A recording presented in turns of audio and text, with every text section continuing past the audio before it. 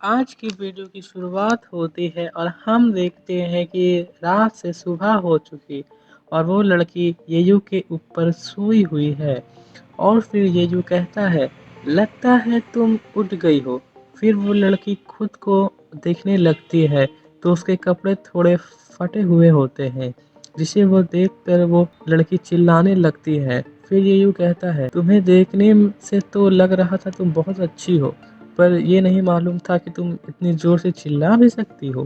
फिर येयू से कहती है, क्या तुम मेरी मदद कर सकते हो मुझे कपड़े को खोजने में? तो येयू कहता, इस घने जंगल में कहाँ ढूंढूं कपड़ा तुम्हारे लिए?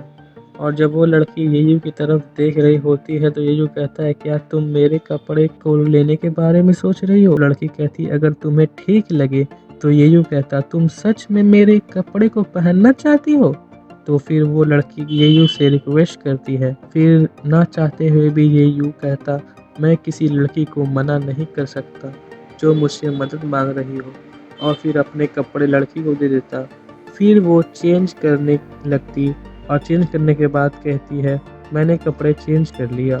फिर येयू खुद से बातें कर रहा होता है और कहता है, मैं क्यों मान गया इसे अपने कपड़े देने के लिए, और बहुत गुस्सा हो रहा था खुद पे। और फिर वो लड़की आंखें झांक के कहती, कहाँ गया ये? तो फिर ये जो बाहर निकल कर बोलता, मैं यहाँ हूँ, और अपने हाथों से खुद को छुपा रहा होता शर्माते हुए, जिसे देखकर लड़की हंसने लगती, जिस पर ये जो कहता, हंसो मत। और फिर लड़की कहती, मुझे नहीं पता था तुम्हारी स्किन इतनी गोरी होगी, जिस पर येयू हल्का मुस्कुरा रहा होता ये सुनकर। और फिर वो लड़की और येयू बात कर रहे होते एक पेड़ के नीचे बैठकर। और फिर लड़की अपना नाम सुयेन बताती और कहती, मैं यहाँ एक मैजिकल ग्रेव के बारे में सुनकर आई हूँ कुछ देखने के लिए, लेकिन ये कभी नहीं सोची थी कि ये यहाँ पर सामना करना होगा हेवनली थंडर ट्रैप का।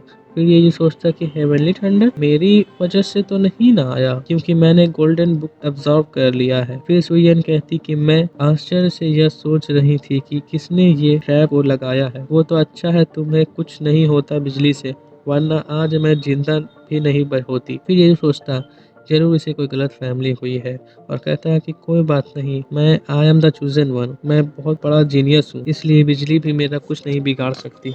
और फिर सुयेन कहती कि अच्छा हुआ किसी को नुकसान नहीं पहुंचा, वरना ये बहुत बड़ा गुनाह है होता। फिर ये जो कहता, इस घने और सुनसान जंगल में भला कौन होगा जिससे किसी को नुकसान पहुंचेगा? किसी को नुकसान नहीं पहुंचा, तुम सही हो। और मन में सोचता, ओ शेंगेन, तुम्हारा मरना तो बिल्कुल व्यर्थ था, बेकार था। फिर सुयेन येयू का नाम पूछती और तुम यहाँ से हो ये पूछती, तो ये जो पुराने चीज़ों के बारे में सोचने लगता कि वो कैसे यहाँ तक आया। और फिर सुयेन को बताता कि मेरा नाम येयू है और मैं एक एडवेंचरर हूँ जो पूरी दुनिया को घूमता है और एक्सप्लोर करता है। फिर ये सुयेन से पूछता है कि तुम बता रही थी कि यहाँ पे एक जादुई ग्रेव कबर है, यानी कि मैजिकल ग्रेव। मुझे तो ये जगह कायोशू लगा, तुम क्यों इसे मैजिकल ग्रेव कह रही हो? सुयेन बताती, जिसे तुम कायोशू कह रहे हो ये एक एंसेस्टर प्लेस है, और अफवाह है कि एक पावरफुल डेमन कैद है के नीचे, इसलिए इस जगह को मैजिकल ग्रेव कहते हैं। और फिर सुयेन बताती कि एक हेवनली बुक जिसमें बहुत सारा स्किल्स रिकॉर्ड है, जिसमें बहुत सारी दुनिया की नॉलेज स्टोर है, और फिर वो यहाँ है। फिर ये जो पूछता घबराते हुए, वो कैसा दिखता है? जिस पर सुयेन कहती कि ये गोल्डन ड्रेस के जैसा है, जो कि बहुत सारे मिस्टीरियस साइंस से कवर है, रोल शेप के, जिसे देखकर ये जो मन ही मन सोचता कि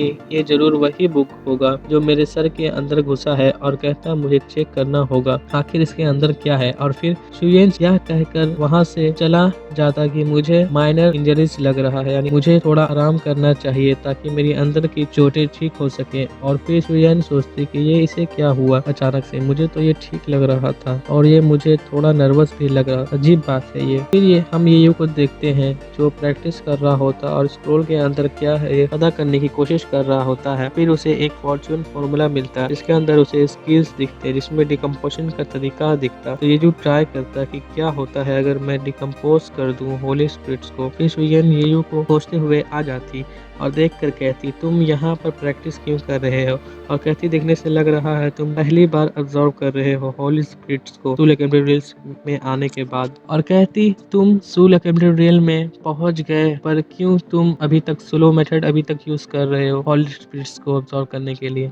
और खुद के बारे में बताते कि जब वो पहली बार प्रैक्टिस की थी 16 किलोमीटर रियल में, तो मेरे पास 9 रिएक्शंस लेवल थे। मुझे लगता है ये लड़का ज़्यादा से ज़्यादा 3 रिएक्शन लेवल कर लेगा। फिर जब ये 3 तक कर लेता है तो सुयन देख के कहती इतना ही बुरा नहीं है। फिर अचानक से बहुत ज़्यादा स्ट्रॉन्ग फील्ड जनरेट होता और फिर उसके लेवल बढ़ जाते येयू के, और फिर बढ़ने पर लगता है। फिर जब सुयन देख के तंग रह जाती क्योंकि येयू 10 लेवल्स कर चुका था, जो कि ये लास्ट लिमिट है। इतना ही होता और कहती कि पहले मैंने इसको हल्के में लिया था, अंडर एस्टिमेट किया था, और फिर येयू आँख खोलता और अनबैलेंस होकर गिर जाता। फिर सुयन आकर हेल्प करती और पूछती तुम ठीक हो और तुमने ऐसा कैसे किया, वो भी इतना सिंपल मेथड से 10 लेवल तक। तो येयू कहता कि ये मुश्किल था क्या, हमको लगा बस डिकम्पोज करना है होली स्पिरिट्स को। तो सुयन सोचती क्या होली स्पिरिट्स को डिकम्पोज भी हो सकते हैं, और ये जो कहता कि तुमने कहा मेरी मेथड सिंपल है, क्या और भी अलग तरीके के मेथड्स हैं। तो शुयन कहती